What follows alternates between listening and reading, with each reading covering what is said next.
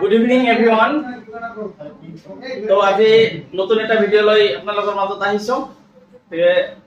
Last ক্লাছত আমি আলোচনা কৰিছিলো কাইন্ডছ অফ সেন্টেন্সৰ বিষয়ে।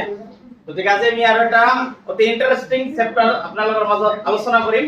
চেপ্টাৰটো হৈছে জেন্ডাৰ, যেটো আমাৰ ইংলিছ গ্ৰামাৰত জনা আমাৰ বহুতেই দৰকাৰ, খুবেই দৰকাৰ, আমাৰ জানিব লাগে।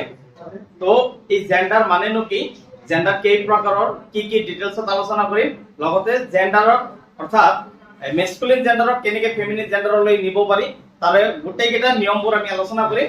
গতিকে আপোনালোকে ভিডিঅ'টো সম্পূৰ্ণ চাব আৰু যিমান পাৰে ভিডিঅ'টো আপোনালোকে বেলেগক দেখাৰ কাৰণে সুবিধা কৰি দিব, শ্বেয়াৰ কৰি দিব। গতিকে মই আৰম্ভ কৰিবলৈ লৈছো। জেন্ডাৰ অৰ্থাৎ মই কেইটামান বাক্য লিখিম। This is a boy and this is a girl. The baby is crying. Arrow. This is a chair. তো চাব ইয়াতে যেটো সেন্টেন্স মই উল্লেখ কৰিছো, দিস ইজ এ বয়, ইয়াতে কি কৰিছে, বয় শব্দটোৱে সমগ্ৰ পুৰুষ জাতিটোক বুজাইছে। ঠিক তেনেকুৱাকে দিস ইজ এ গাৰ্ল, এই গাৰ্লে সকলো স্ত্ৰী জাতিটোক বুজাইছে। দ্য বেবি ইজ ক্ৰাইং, এই বেবি শব্দটোৱে কি কৰিছে, মতা মাইকী অৰ্থাৎ পুৰুষ মহিলা ল'ৰা বা ছোৱালী দুয়োটাকে একেলগে বুজাইছে। আৰু যদি চেয়াৰ, এই শব্দটোৱে মতা বা মাইকী দুটা এটাকো বুজোৱা নাই।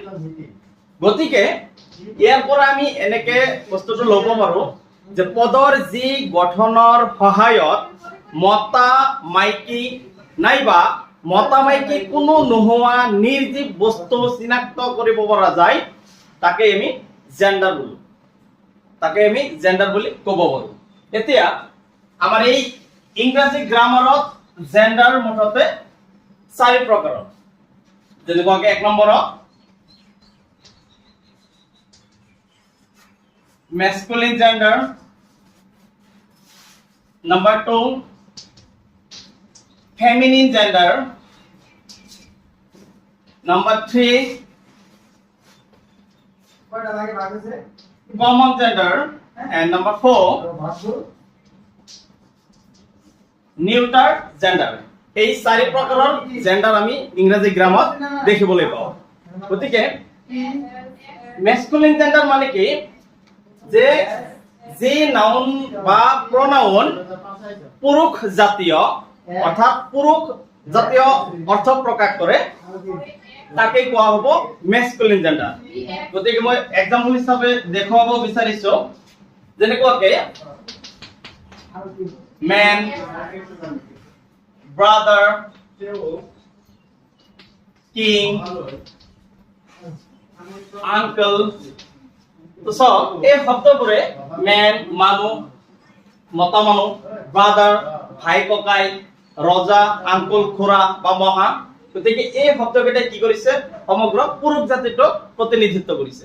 গতিকে এনেকুৱা শব্দবোৰে আমাক কি কৰিব, মেস্কুলিন জেন্ডাৰক প্ৰকাশ কৰিব, অৰ্থাৎ আমি সেইবিলাক শব্দ মেস্কুলিন জেন্ডাৰ বুলি চিনাক্তকৰণ কৰিব পাৰিম। ঠিক তাৰ পিছত আমাৰ ফেমিনিন জেন্ডাৰ। তো ফেমিনিন জেন্ডাৰৰ মানে হল যে যি নাউন বা প্ৰনাউনে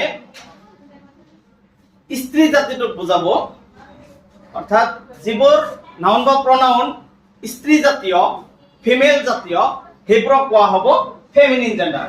এক্সাম্পল হিচাপে উমেন, গাৰ্ল, আন্ট, আৰ কুইন। সো এই শব্দবোৰে কি কৰিছে, আমাৰ ফিমেল জাতিটোক ইয়াতে প্ৰকাশ কৰিছে, অৰ্থবিলাক ফিমেল হিচাপে আমি ধৰিব পাৰিছো। এইবোৰে হ'ব আমাৰ ফেমিনিন জেন্ডাৰ। তাৰ পিছত যেটো আমাৰ কমন জেন্ডাৰ, তো কমন জেন্ডাৰ কি কৰিব যে যি নাউন বা প্ৰনাউনে মতা মাইকী উভয়কে বুজাবো, দুয়োটাকে বুজাবো, তেতিয়া তাক কোৱা হ'ব কমন জেন্ডাৰ। এক্সাম্পল হিচাপে কমন জেন্ডাৰ তেনেকুৱাকে আমি ল'ব পাৰো চাইল্ড। ঠিক আছে, চাইল্ড শব্দটো আমি কমন জেন্ডাৰ, এটা মতাও বুজাব পাৰো মাইকীও বুজাব পাৰো। তেনেকুৱাকে টিচাৰ শব্দটোৱে মেল টিচাৰ আৰু ফিমেল টিচাৰ দুয়োটাকে বুজাব। তেনেকুৱাকে আৰু এটা আছে বেবি বা স্নেক, এই শব্দবোৰে কি কৰিছে মতা বা মাইকী দুয়োটাকে বুজাইছে। বা এই শব্দবিলাক চাই আমি ডাইৰেক্ট ক'ব নোৱাৰো যে চাইল্ডটো হয় ফেমিনিন হ'ব বা মেল হ'ব, এনেকুৱা আমি ডাইৰেক্ট ক'ব নোৱাৰো। গতিকে এইটো মেলো হ'ব পাৰে বা ফিমেলো হ'ব পাৰে।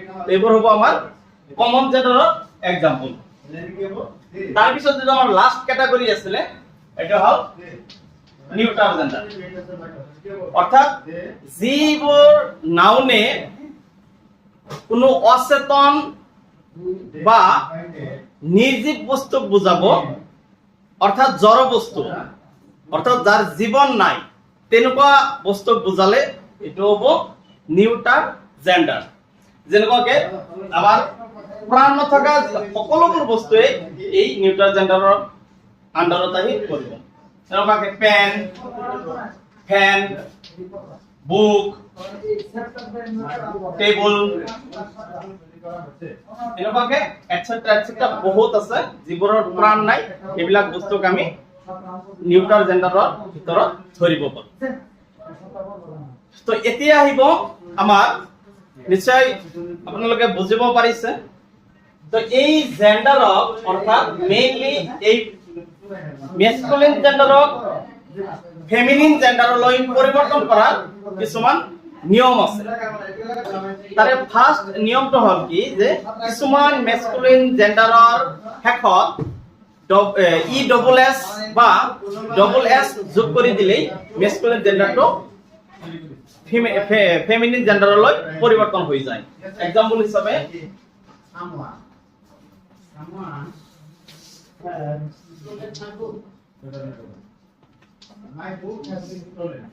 যদি আমি পয়েট লওঁ, তো ইয়াৰ লগত আমি কি কৰিম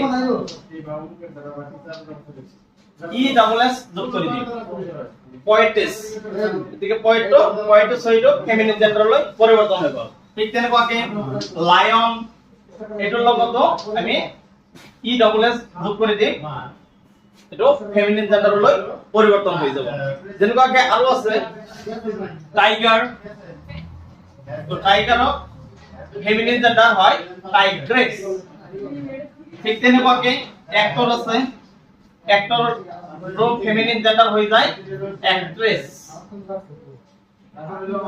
বা গড,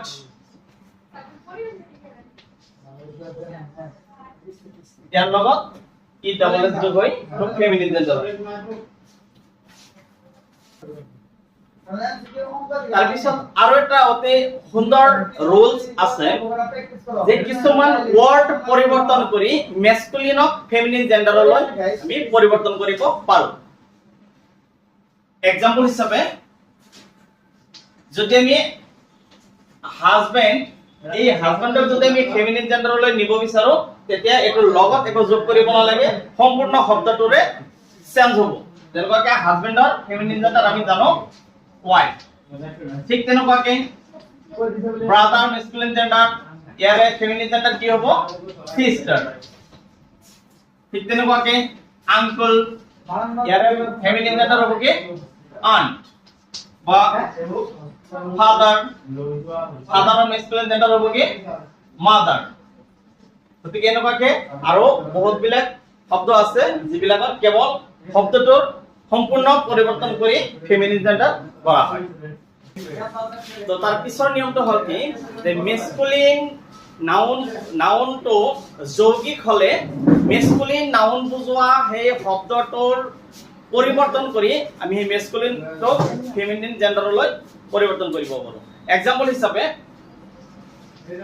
যে আমি লিখো গ্ৰ্যান্ড ফাদাৰ, গতিকে ইয়াতে মেস্কুলিন নাউন কোনটো শব্দই বুজাইছে সেইটো আমি ধৰিব লাগিব নিশ্চয়কৈ ফাদাৰ গতিকে ফাদাৰটো কেৱল আমি ফেমিনিন জেন্ডাৰলৈ পৰিৱৰ্তন কৰিম গ্ৰ্যান্ড শব্দটো একেই থাকিব যদি কি হ'ব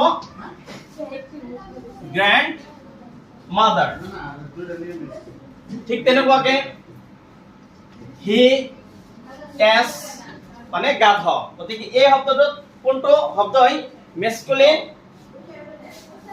নাম্বাৰটো বুজাইছে মেস্কুলিন জেন্ডাৰটো বুজাইছে তো নিশ্চয়কৈ হি গতিকে আমি কেৱল এই মেস্কুলিন বুজোৱা অংশটোহে আমি কেৱল পৰিৱৰ্তন কৰিম গতিকে এইটো হ'ব হি জায়গা সে এস বা আমি আৰু এটা শব্দ ল'ব পাৰো গ্ৰ্যান্ড সন গতিকে ইয়াৰে মেস্কুলিন যেটো বুজাইছে সন গতিকে এটো ফেমিনিন জেন্ডাৰত হ'ব গ্ৰ্যান্ড ডটাৰ গতিকে এনেকুৱাকে আৰু বহুত শব্দ আছে যিবিলাক আমি কেৱল মেস্কুলিন বুজোৱা অংশটো পৰিৱৰ্তন কৰি মেস্কুলিনৰ পৰা ফেমিনিনলৈ পৰিৱৰ্তন কৰিব পাৰো তোমাৰ জেন্ডাৰ চেঞ্জ কৰাৰ শেষৰটো নিয়ম হ'ল কি যে আমাৰ যিবিলাক প্ৰনাউন আছে প্ৰনাউনৰ কিছুমান বেলেগ বেলেগ ঠাইত মেস্কুলিন বা ফেমিনিন হিচাপে ব্যৱহাৰ হয় তো হেতু মই উল্লেখ কৰিছো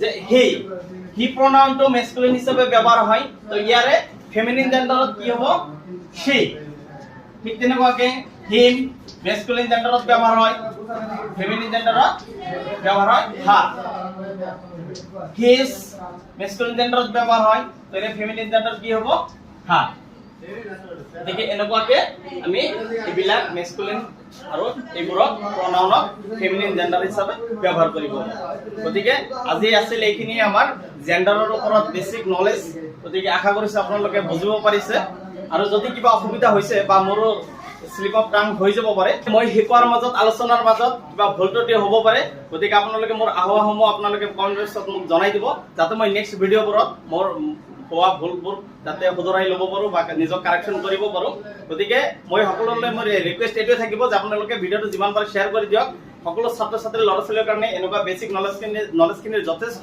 প্ৰয়োজন আছে কিয়নো আমি যেতিয়া আমি হয়তো 9 10 বা ফাৰ্ষ্ট সেকেন্ডত যিবিলাক আমি ইংলিছ গ্ৰামাৰৰ যিবিলাক সিলেবাস পাওঁ সেইবিলাক বস্তু আমি কৰোতে বা বুজি পাওঁতে আমাৰ যথেষ্ট আমাৰ হাৰ্ড ফিল হয় আৰু ইয়াৰ মূল কাৰণ হৈছে যে আমি ইংলিছ গ্ৰামাৰৰ আমাৰ বেসিক নলেজখিনি নাই গতিকে ক্লাছ ওয়াইজ স্টেপ বাই স্টেপ যদি আমি গ্ৰামাৰৰ চেপ্টাৰবিলাক আমি জানি ল'ব পাৰো নিশ্চয়কৈ আমি শেষত গৈ আমি ভালদৰে ইংৰাজী বিষয়ত আমি যথেষ্ট নিজকে গঢ়ি তুলিব পাৰিম পাকৈত হিচাপে গতিকে সকলোৱে ভিডিঅ'টো যিমান পাৰে শ্বেয়াৰ কৰিব আৰু মোক ছাপোৰ্ট কৰি থাকিব